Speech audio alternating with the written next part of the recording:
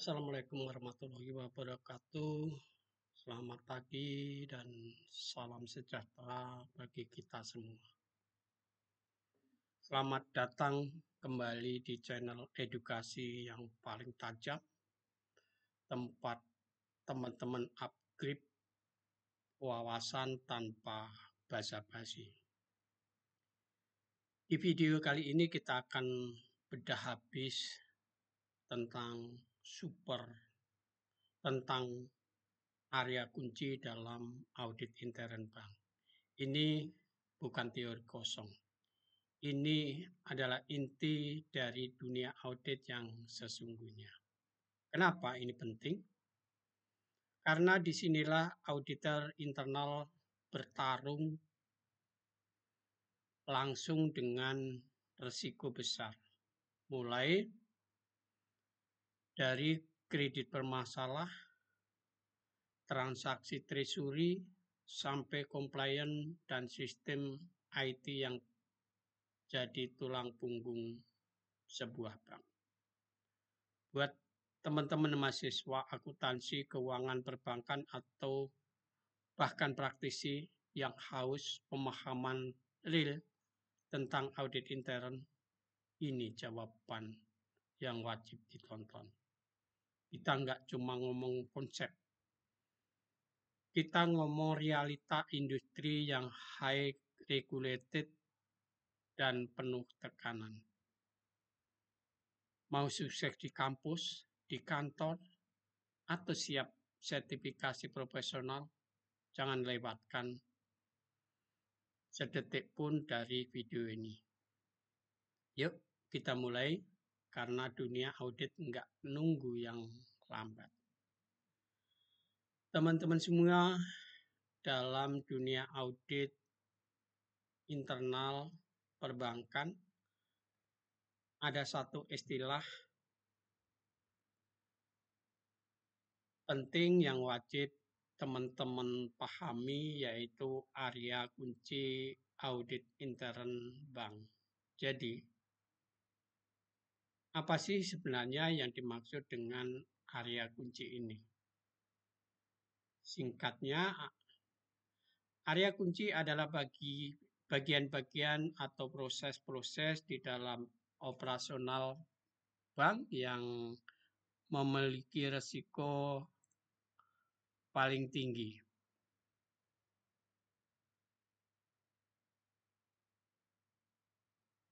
Baik itu risiko keuangan, risiko operasional, risiko kepatuhan, maupun risiko reputasi.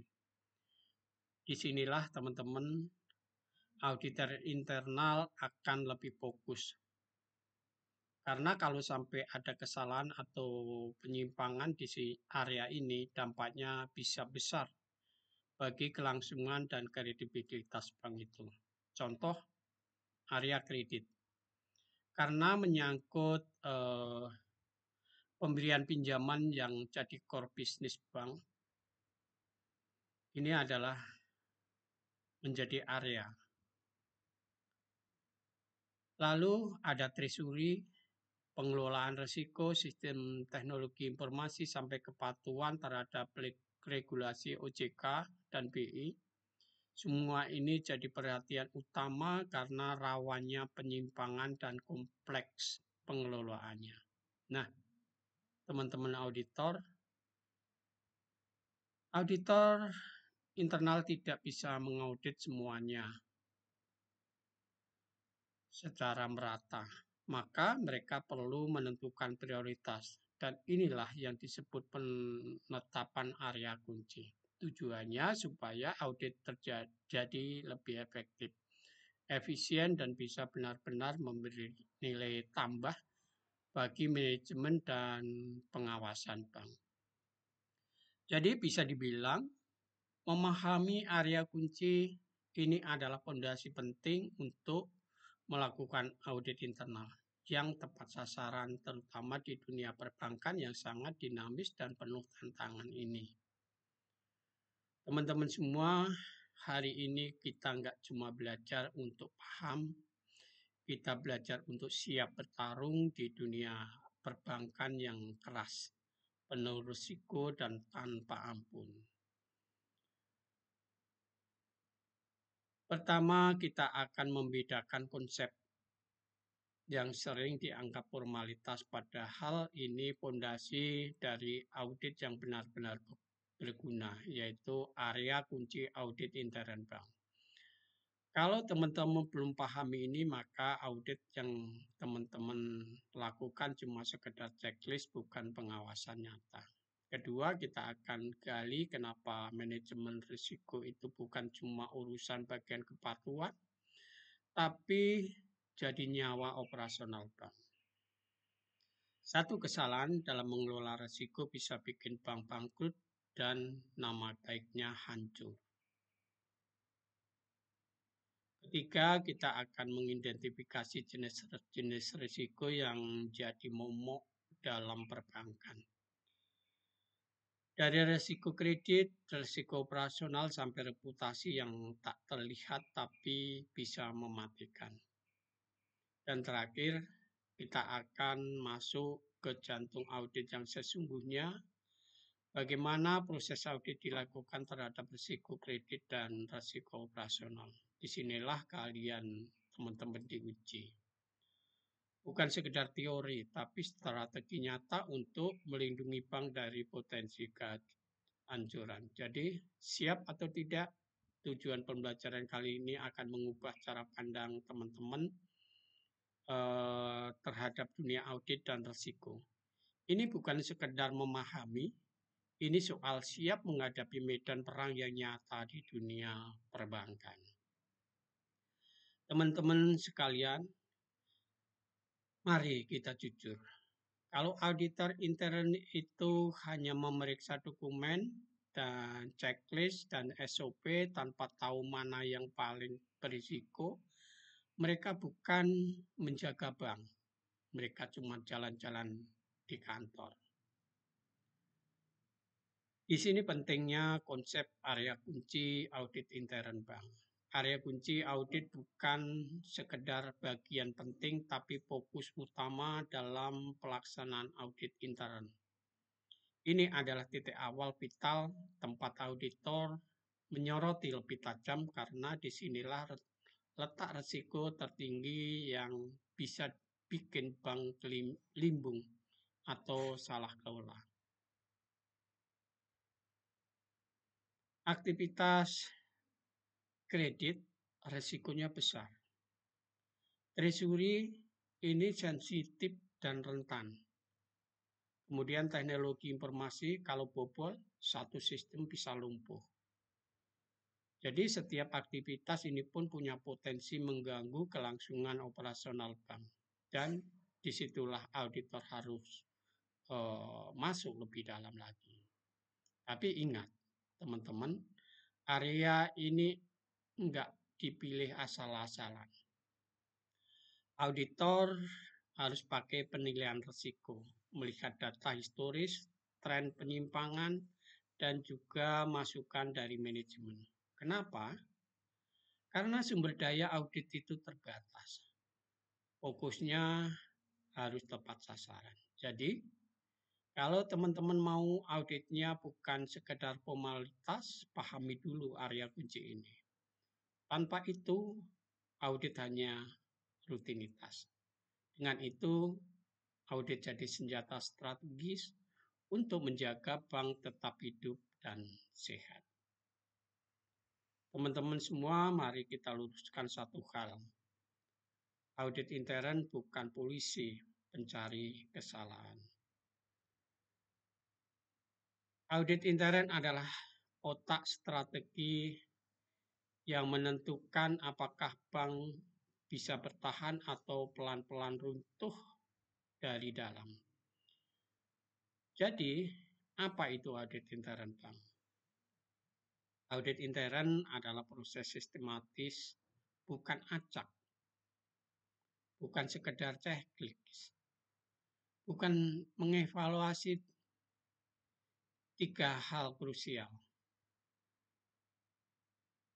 yaitu untuk mengevaluasi 3 hal penting tentang seberapa besar atau seberapa kuat pengendalian internal bank.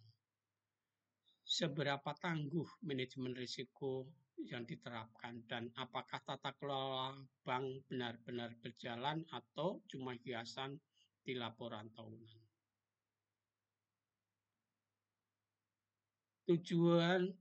Tapi tujuan utamanya bukan cuma cari celah. Audit intern ada untuk memberi nilai tambah, untuk memperbaiki proses, menyempurnakan strategis, dan memastikan bank berjalan lebih efisien dan tahan guncangan. Dan ingat satu hal, audit intern yang hebat itu independen dan objektif. Dia nggak tunduk pada tekanan manajemen. Dia berdiri sebagai pengawas yang netral yang bicara berdasarkan fakta bukan opini. Jadi kalau teman-teman masih mengira audit intern itu cuma tugas administrasi, bangun sekarang. Jangan tidur. Karena di dunia perbankan modern, audit intern adalah benteng terakhir sebelum bencana datang secara diam-diam. Teman-teman semua, yuk kita jujur. Dalam dunia perbankan yang bikin bangkrut itu bukan karena nggak punya uang, tapi karena nggak tahu sedang menghadapi risiko apa. Disinilah peran vital dari manajemen risiko. Ini bukan teori keren di buku teks. Ini adalah sistem pertahanan utama yang menentukan apakah bank kita akan bertahan atau jadi berita buruk besok pagi. Manajemen risiko itu proses sadar dan terstruktur. Mengidentifikasi risiko, yaitu apa saja yang bisa salah. Mengukur dampaknya, seberapa parah jika itu terjadi. Kemudian memantau terus, jangan tunggu meledak dulu. Dan tentu saja mengendalikannya. Karena risiko dibiarkan liar pasti akan menggigit seperti ular. Tujuannya jelas, yaitu untuk meminimalkan kerugian potensial. Karena di dunia nyata satu keputusan salah bisa berarti miliaran rupiah yang melayang. Dan jangan salah, ini bukan cuma urusan tim risiko. Manajemen risiko adalah DNA dari tata kelola perusahaan yang sehat. Tanpa itu semua sistem SOP dan laporan keuangan cuma kosmetik belaka. Jadi kalau teman-teman masih menganggap manajemen risiko itu kerjaan belakang layar, bangun. Ini garis depan yang menjaga bank tetap berdiri tegak di tengah badai ketidakpastian. Selanjutnya, mari teman-teman, saya mau tanya, apakah teman-teman pernah mendengar istilah bank besar bukan berarti aman? Kalau manajemen risiko compang-camping. Nah, disinilah audit internal berperan sebagai mata elang yang mengevaluasi apakah pilar manajemen risiko benar-benar berdiri tegak atau cuma formalitas di atas kertas. Pilar pertama adalah identifikasi risiko. Auditor akan bertanya, apakah bank ini tahu risiko apa yang sedang mengintainya? Kalau jawabannya kabur, berarti sudah ada bom waktu berdetak secara diam-diam. Yang kedua adalah penilaian risiko. Apa risikonya sudah dihitung? Sudah diprioritaskan? Audit akan menelusuri apakah risiko kecil dibesar-besarkan atau risiko besar malah diabaikan. Ini fatal, teman-teman. Yang ketiga adalah tentang pemantauan risiko. Apakah bank besar benar-benar memantau indikator resiko setiap hari, atau cuma update dashboard sebulan sekali lalu lupa. Auditor akan gali mana yang nyata, mana yang cuma pura-pura sibuk. Yang keempat adalah pengendalian dan mitigasi risiko. Di sini audit akan menguliti apakah kontrol yang ada itu efektif atau cuma tempelan. Mitigasi risiko tanpa tindakan nyata sama dengan mimpi indah sebelum kehancuran. Kesimpulannya teman-teman, audit bukan sekedar mencari salah. Audit adalah ujian nyali dan kualitas dari manajemen risiko itu sendiri. Dan kalaupun keempat pilar ini rapuh, auditor adalah orang pertama yang harus membunyikan alarm sebelum semuanya runtuh. Teman-teman semuanya, bahwa dalam presentasi ini kita akan membahas tentang jenis-jenis risiko di perbankan dan bagaimana audit intern memahaminya sebagai dasar untuk menyusun strategi audit berbasis risiko. Teman-teman, kalau teman-teman pikir kerja auditor itu cuman soal angka, tentu kalian ini atau teman-teman salah besar kalau punya pemikiran ini. Auditor internal adalah detektif risiko, dan di dunia perbankan risikonya bukan satu atau dua, tapi bisa datang dari semua penjuru. Yuk teman-teman, kita bongkar satu persatu bagaimana auditor internal memeriksa 7 jenis risiko utama di bidang perbankan ini. Pertama adalah risiko kredit. Auditor akan gali apakah bank tahu kepada siapa mereka memberi pinjaman. Apakah analisisnya kuat atau asal ACC. Ini core bisnis loh. Salah sedikit, bank bisa bangkrut. Yang kedua adalah risiko pasar. Fluktuasi suku bunga, kemudian nilai tukar, harga pasar, kalau nggak dimonitor ketat bisa jadi jebakan. Auditor akan periksa apakah strategi lindung nilainya atau hedgingnya benar-benar efektif. Selanjutnya adalah risiko likuiditas.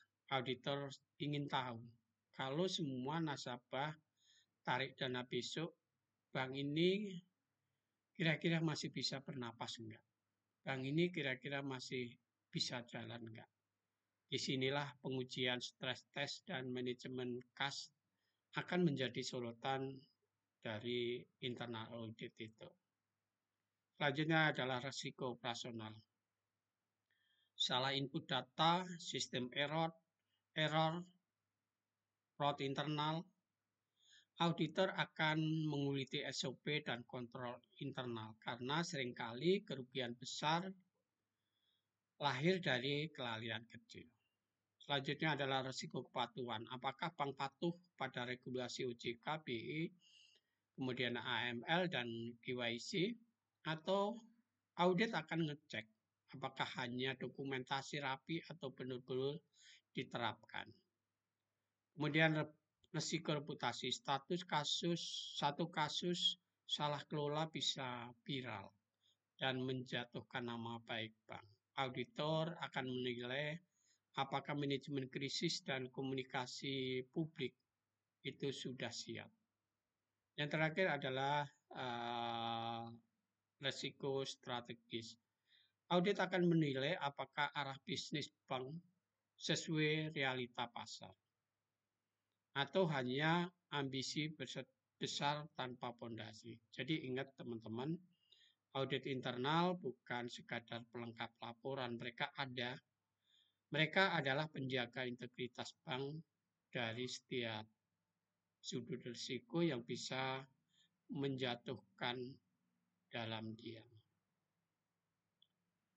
Teman-teman, kalau ada satu resiko yang bisa membuat bank tumbang secara perlahan tapi pasti, itu adalah resiko kredit.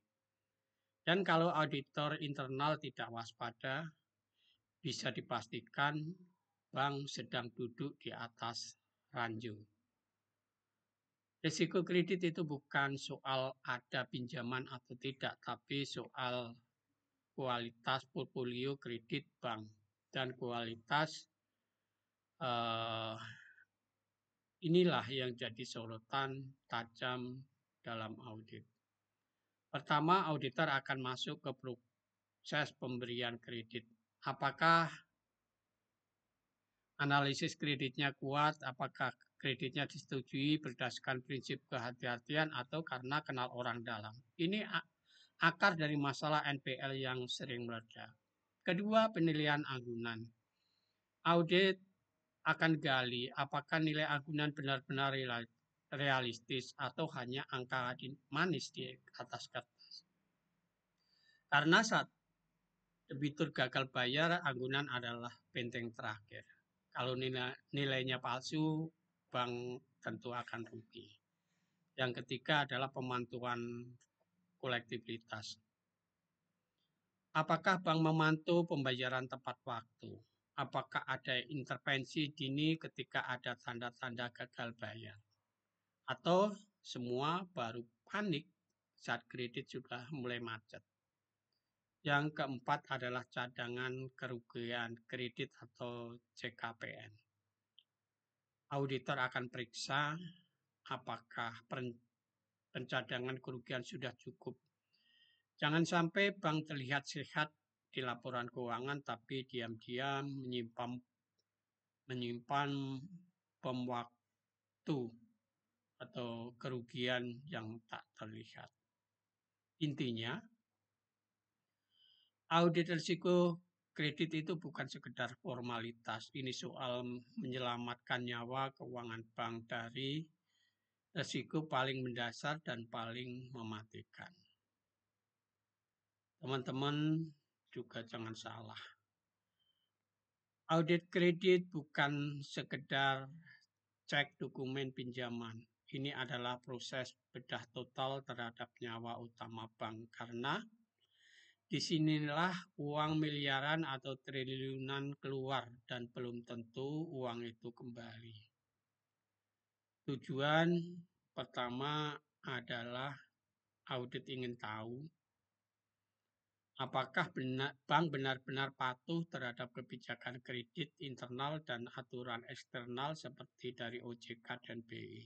Atau jangan-jangan SOP hanya jadi hiasan binder, tapi prakteknya asal approve, asal cair.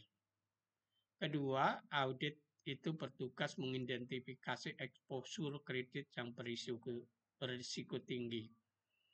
Kredit ke sektor-sektor rawan, debitur yang sudah beberapa kali gagal bayar, proyek besar tanpa dasar yang jelas, semua itu akan jadi lampu merah dalam radar audit internal.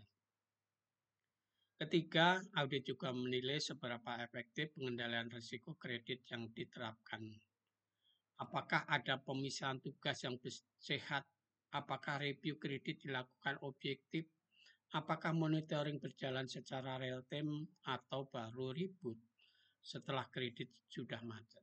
Ingat, satu kesalahan strategi dalam pemberian kredit bisa bikin kerugian meledak tanpa sempat diantisipasi. Jadi, audit risiko kredit bukan soal mencari kesalahan, tapi menjadi penjaga benteng terakhir agar bank tidak runtuh karena keputusan kredit yang sembrono.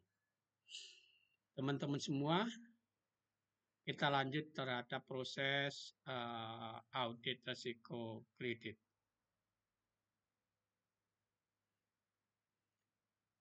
Kalau risiko kredit adalah bom waktu, maka audit internal adalah tim penjinaknya.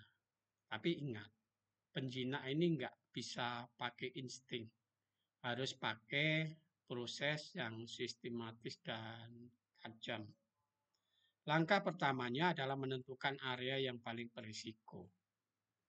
Bukan semua portfolio kredit yang diaudit, tapi bagian-bagian yang berpotensi meledak duluan. Misalnya kredit sektor konstruksi, UMKM tanpa anggunan kuat, atau pinjaman jumbo ke debitur yang dekat dengan manajemen.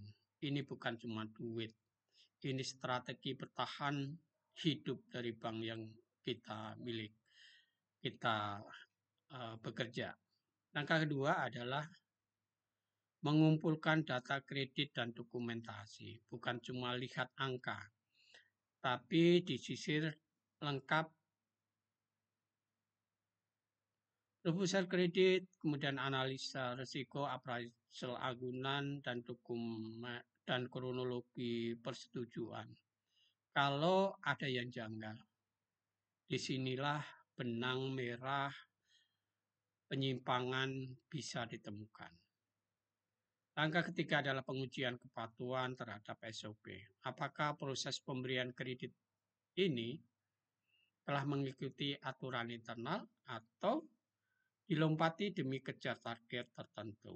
Kepentingan pribadi. Auditor akan tahu karena setiap kelonggaran punya jejak digital. Langkah keempat adalah evaluasi efektivitas pengendalian. Apakah sistem sudah cukup kuat mencegah kredit bermasalah sejak awal? Apakah ada warning sistem yang bekerja atau hanya hiasan sistem tanpa fungsi nyata? Audit atas risiko kredit bukan cuma soal memeriksa pinjaman, ini soal mengamankan fondasi bank dari dalam. Karena kalau kredit bocor, kemudian reputasi dan keberlangsungan bank ikut terjun juga. Teman-teman semuanya, kita lanjut ke audit risiko operasional. Sebagian besar kerugian di bank bukan karena kredit macet, tapi karena kelalaian operasional. Ya, risiko operasional itu seperti rayap, kecil-kecil, diam-diam, tapi bisa merobohkan gedung keuangan yang megah yang kita cintai ini. Jadi, apa itu risiko operasional? Ini adalah risiko akibat kegagalan proses internal, sistem, manusia, atau kejadian eksternal. Contohnya, mulai dari kesalahan input transaksi, fraud karyawan, kerusakan sistem IT, bahkan bencana alam yang bikin operasional lumpuh. Disinilah audit internal masuk sebagai penjaga garis belakang. Mereka akan membedah apakah SOP sudah jelas dan dijalankan. Apakah sistem IT cukup tangguh menangani beban dan ancaman cyber? Apakah SDM paham prosedur atau asal kerja? Apakah bank punya rencana darurat kalau terjadi gangguan besar? Audit risiko operasional juga mencari pola berulang yang bisa menjadi bom waktu. Misalnya kesalahan input transaksi yang terus terjadi tapi tidak pernah ditindak. Atau akses sistem tanpa pengendalian yang membuka celah bagi fraud. Intinya, risiko operasional bukan soal kemungkinan tapi soal waktu. Dan audit internal harus jadi radar paling peka sebelum kesalahan kecil berubah menjadi besar. Teman-teman, kita membahas fokus audit risiko operasional. Sekarang kita akan bahas tentang fokus utama dalam audit risiko operasional, yaitu area-area yang menjadi perhatian khusus auditor internal ketika mengevaluasi potensi gangguan dalam operasional bank. Teman-teman,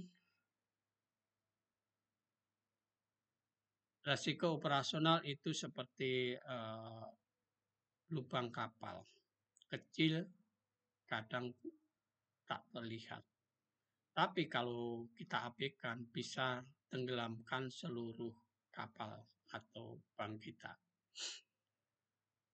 maka audit atas risiko operasional bukan lagi pilihan, tapi ini sudah menjadi keharusan.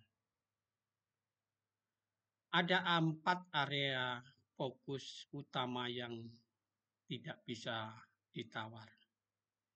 Pertama adalah SOP. Audit akan menelisik apakah SOP hanya jadi hiasan di laci atau benar-benar dijalankan di lapangan. Karena 90% insiden operasional terjadi bukan karena aturan kurang, tapi karena aturan dilanggar. Yang kedua, sistem teknologi informasi.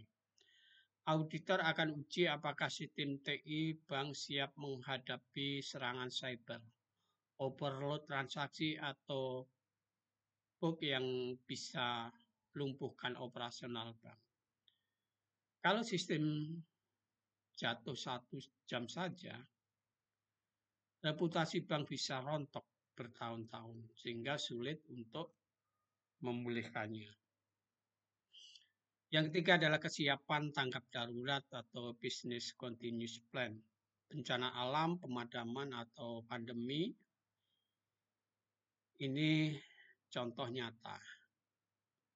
Audit akan cek apakah bank siap tetap beroperasi atau langsung panik dan blackout. Ada backup server, tim darurat, rencana pemulihan. Kalau nggak ada, bank itu seperti mobil balap tanpa rem darurat. Kemudian yang keempat adalah pengendalian akses dan keamanan data. Data nasabah itu ibarat emas. Audit akan lihat siapa saja yang bisa akses, seberapa ketat kontrolnya, apakah data bisa dicuri dengan flash disk atau dikirim lewat email pribadi. Kalau iya, alarm besar harus dibunyikan. Audit intern atau audit resiko operasional bukan soal cari celah, tapi soal menutupnya sebelum jadi bencana. Dan 4 fokus inilah yang menentukan apakah bank bisa tetap stabil atau jadi berita buruk berikutnya di media. Teman-teman semuanya, jika teman-teman berpikir audit risiko operasional itu cuma soal checklist, kamu salah besar. Audit di sini adalah investigasi. Misi utamanya cari titik rapuh dalam operasional bank sebelum titik itu jadi lubang besar yang menenggelamkan kita semua. Apakah yang harus dilakukan oleh audit dalam mensikapi itu? Langkah pertama, lakukan identifikasi titik rawan operasional. Auditor akan menyisir seluruh proses bisnis dan bertanya, mana yang sering error, mana yang berulang-ulang menimbulkan keluhan nasabah. Dari sini potensi bencana itu sebenarnya tersembunyi dan perlu didalami oleh audit. Langkah kedua adalah observasi dan wawancara tentang proses kerja. Bukan hanya duduk di balik meja, auditor harus turun ke lapangan, mengamati langsung.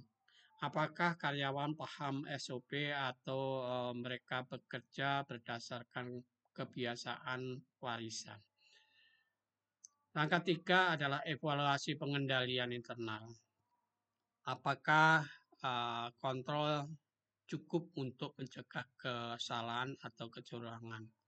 Misalnya akses sistem, verifikasi transaksi, atau pemisahan tugas. Kalau longgar artinya risiko sudah siap meledak. Langkah terakhir adalah menyusun rekomendasi perbaikan. Audit bukan sekadar cari salah. Tugas akhir adalah kasih solusi. Rekomendasi harus tegas, realistis dan langsung menyentuh akar masalah, bukan sekedar saran manis yang akhirnya diabaikan. Kalau manajemen risiko adalah nakoda kapal, maka audit internal adalah radar cuaca. Tanpa radar, kapal bisa berjalan cepat tapi ke arah badai. Di dunia perbankan risiko ada di mana-mana dan disinilah audit internal jadi pemain kunci dalam mitigasi risiko. Pertama, audit internal memberi insight yang objektif, bukan laporan yang dibumbui atau asal menyenangkan manajemen, tapi fakta di lapangan harus ditulis apa adanya. Dan justru karena objektif itulah insight dari auditor bisa menjadi alarm paling awal untuk cegah bencana. Yang kedua adalah audit membantu menyempurnakan proses bisnis, bukan hanya cari kesalahan tapi jalan keluar. Kalaupun proses terlalu rumit, rawan celah, kalau terlalu longgar, rawan fraud. Audit internal masuk untuk bantu benahi alur, biar bank bisa efisien sekaligus aman. Ketiga, memastikan pengendalian dan kepatuhan berjalan nyata. Kebijakan tanpa kontrol itu hanya pajangan. Audit internal akan cek apakah kontrol benar-benar diterapkan atau sekadar formalitas atau kertas. Terakhir, audit mendorong budaya sadar risiko yang paling penting, menciptakan mindset seluruh organisasi bahwa risiko itu nyata dan harus diantisipasi. Dari penjelasan di atas, teman-teman, dapat kami simpulkan bahwa audit internal bukan tugas pinggiran. Ini adalah garis depan pertahanan bank. Apalagi kalau kita bicara soal area kunci audit. Ini bukan sekadar prosedur rutin, tapi area strategis yang menentukan hidup matinya operasional bank. Apa itu? Area kunci itu adalah area aktivitas berisiko tinggi seperti audit treasury, audit kredit, seperti kredit, treasury, TI, hingga kepatuhan. Kalau sampai ada kesalahan di situ, efeknya bisa berantai. Dari kerugian finansial sampai reputasi tercoreng, sampai izin usaha bisa goyang.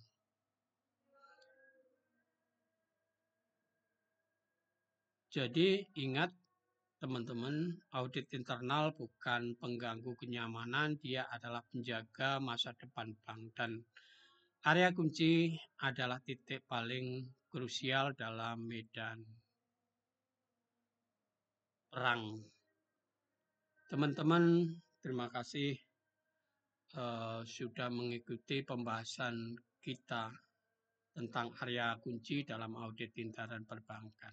Semoga materi ini bukan hanya menambah pengetahuan, tapi juga menginspirasi menjadi auditor yang lebih tajam, kritis, dan profesional. Jangan kemana-mana karena pembahasan kita belum selesai.